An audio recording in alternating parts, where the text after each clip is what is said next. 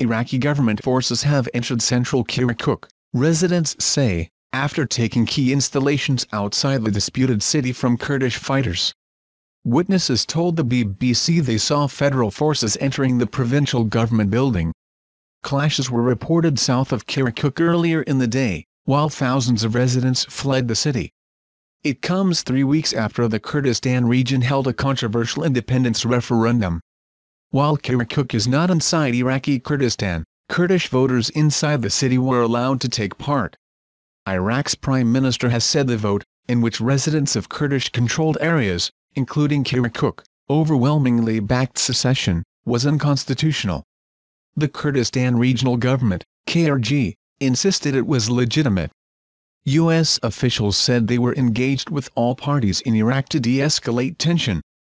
Earlier in the day, the Iraqi military said its units had taken control of the K1 military base, the Baba Gurgur oil and gas field, and a state-owned oil company's offices.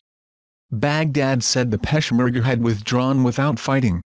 However, clashes were reported to the south, and the sound of gunfire was caught by a BBC cameraman as a team filmed near a checkpoint.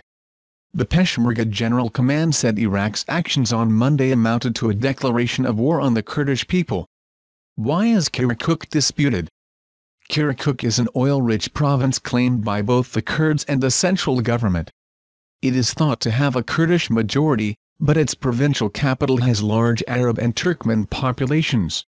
Kurdish Peshmerga forces took control of much of the province in 2014, when Islamic State, IS, militants swept across northern Iraq and the Iraq army collapsed.